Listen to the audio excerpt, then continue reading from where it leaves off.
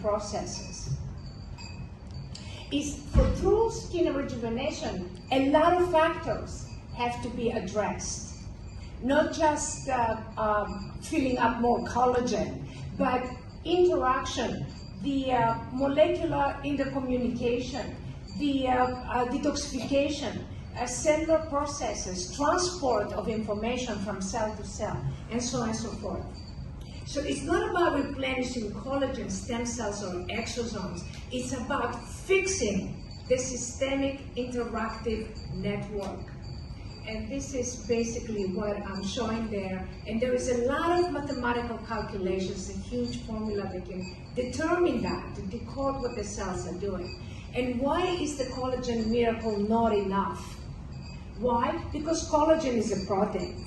And I got news for you from the Nobel Prize 2024 in chemistry. They found 200 million proteins, and this is the researchers who did that. All of these proteins have to be interacting for youth to be enabled, to be empowered. Only on the epidermis, there's about 18,127 proteins. All of these have to interact and be replenished before you can have a youthful appearance. Otherwise, you're going to have these pillow faces of all of these famous people that are full of fillers and lasers and so on and so forth. And the most important thing is proteostasis. Without proteostasis, you have aging. Proteostasis is the balance between proteins. There's a lot of books about proteostasis if you want to kind of find out more about it. And when you have the proteostasis network properly done, then what you see is that with years you look younger. Why? Because you're repairing the system from within, from the inside. And that's what's so important. And this is a lot of proteostasis. This is a video. Unfortunately, it's not playing. None of the videos is going to play, so I can probably have to send you this lecture because it doesn't really work.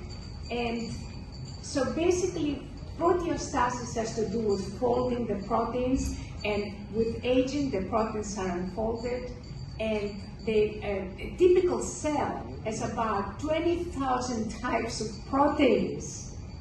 Just one cell, and about 10 to 20,000 genes that are expressed within that cell. So just you can see, the interaction within the protein was actually started from the Nobel Prize 1999. And this is, you see the different deaths. Unfortunately, not even this video is working. So you can see what this video was showing. It was showing that the cell has a resonance. You can actually see the resonance in the video. I have the videos. I don't know if I can even play them. This is myself in our lab in England. Now, the resonance, what resonance does, it unblocks the road for the proteins, the exosomes, all of these communication agents. If there is debris and inflammation, they're going to get stuck. It's like traffic. You know, it's like kind of cars being stuck in traffic. So why is it that the stem cells have a problem?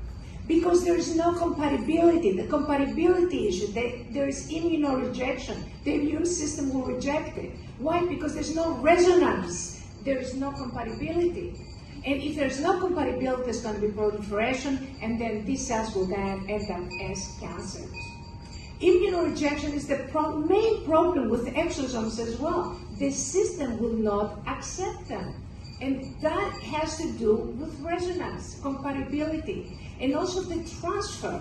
The exosomes are carrying proteins in them, and also microRNAs that are involved in gene expression, but the proteins carry the addresses where the exosome is going to go. Without the proteins information, the exosome doesn't know where to go. And this is the three Nobel Prize 2013 that they were first spoken about, the vesicles, the exosomes. However, what they said, and please understand what they said, Dr. Shackman said that there is 3 genes involved. So when you have plant exosomes, is this term fulfilled? These 3 genes from plants, is it the same as the human 3 genes? If they're not the same, it's going to be incompatible. Dr. Rothman said that you see these yellow things? This is the protein that has to dock. It's like a boat that docks on the port.